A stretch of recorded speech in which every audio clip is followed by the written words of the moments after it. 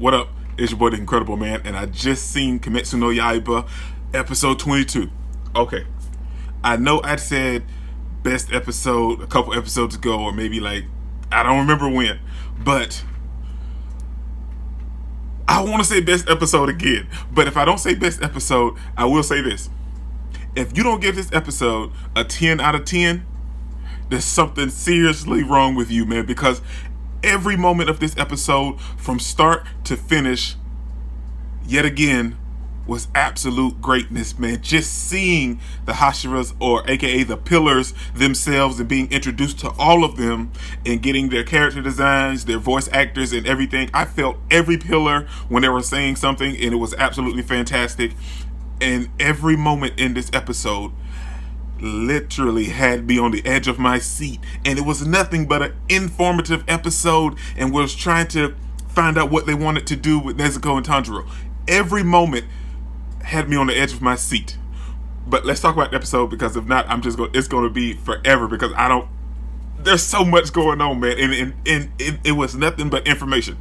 Okay, so it picked up right after last week, man, and it showed us Tanjiro still being knocked out, and he was coming to a little bit, and one of the guys that helps the demon slayers, like that cleans up after everything, was trying to get him to wake up and come around, and he was like, wake up, pay attention, but you're in the presence of the pillars. So then we get introduced to the pillars officially. We saw them last week, but we get it introduced, and we get all of their names and what pillar they represent. I saw it, and I know their names, and I seen what pillars they represent and stuff, but I have to go back and watch it again, because some of them I know for sure. We had a snake pillar, a wind pillar, a mist pillar, a water pillar, the love pillar, the insect pillar, the fire pillar, the stone pillar, and I'm forgetting one. I know I'm forgetting one, but I can't remember. I remember some of them, but their names I don't have down packed yet. But being introduced to those, and it was fantastic. So let's get on to it, man. So then we have all of them questioning Tanjiro, wondering why does he have a demon in tow when we're demon slayers and we're supposed to kill demons.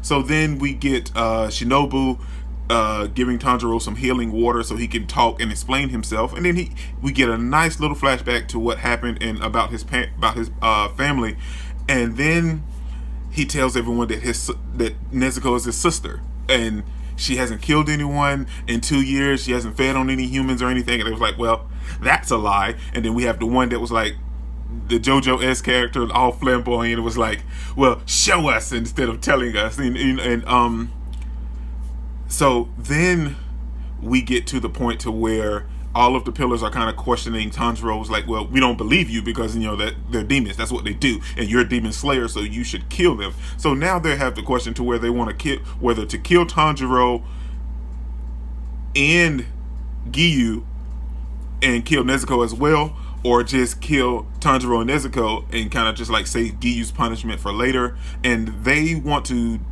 dwell it out themselves. They don't want to wait on the master. They want to do everything themselves. So we have some that's kind of on the fences, which is the mist pillar that doesn't really care. We have the love pillar, which kind of speaks for itself. So she loves the fact that Tanjiro is trying to take care of his sister. And we have like the stone pillar, which is like the priest kind of guy that's kind of like he think we should just like kill Nezuko to kind of free her. And then everyone else feels like she deserves to die and kill Tanjiro as well.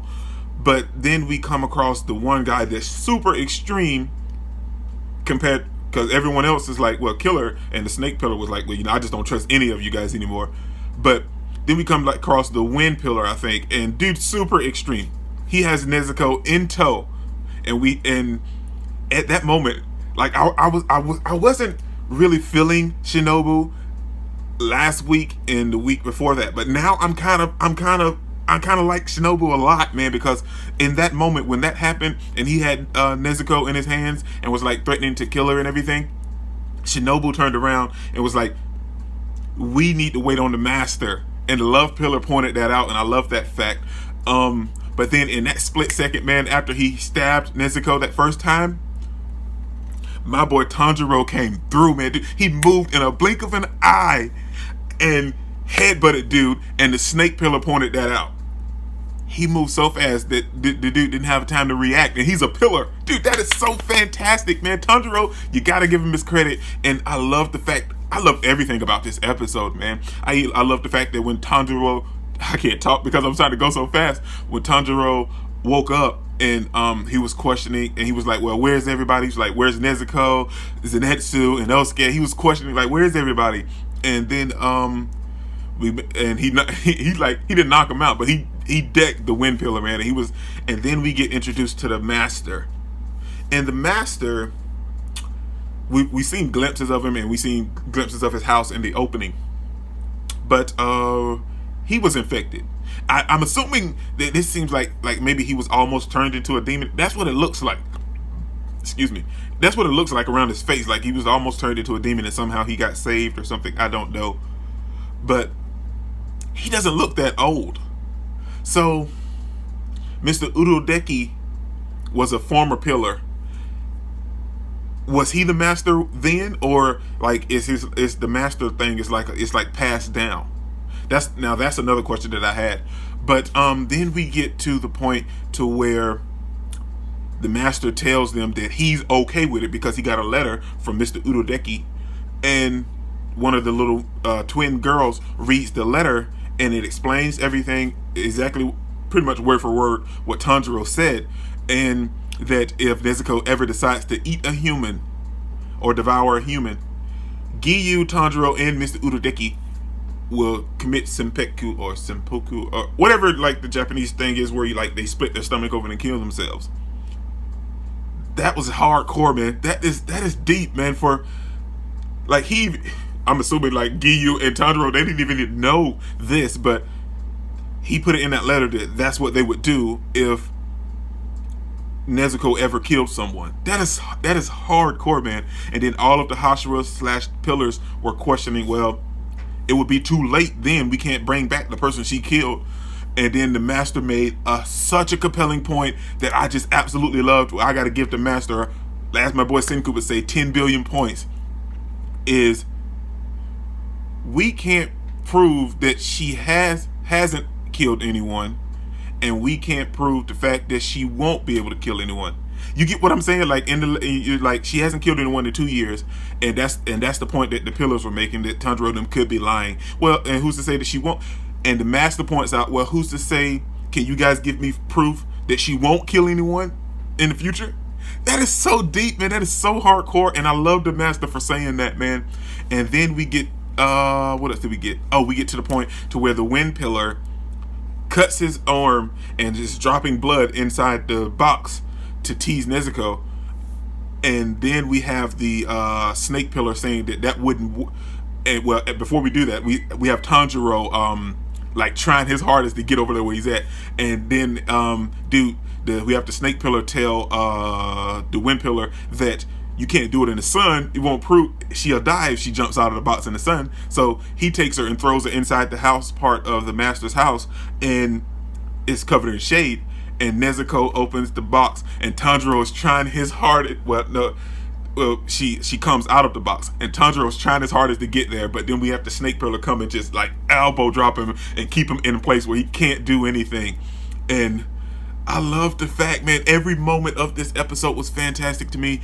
And if this doesn't win like for best animation, man, I'm fighting somebody, because this episode was animated to perfection, man. I didn't see any drawbacks, and the pillars looked absolutely fantastic, showcasing their colors and everything about the pillars. I wasn't disappointed. So everything, that's pretty much everything that happened, man. It was, like I said, it was more informative than anything, but you got to give it up for the master, man. The master is 100% boss status. He shut those guys down in a heartbeat, and I love getting introduced to the pillars and finding out what pillar they were and getting their names, but I'm going to have to watch it again to kind of remember their names a little bit. But that's all that happened this episode, man. This is your boy Nick Incredible. Don't forget to smash that like button until you can't smash it anymore. Comment down below, and I'll be sure to respond to each and every one of them, and subscribe, but only if you really want to, man. And remember that anime matters, anime is greatness, and anime is life, man. Peace out.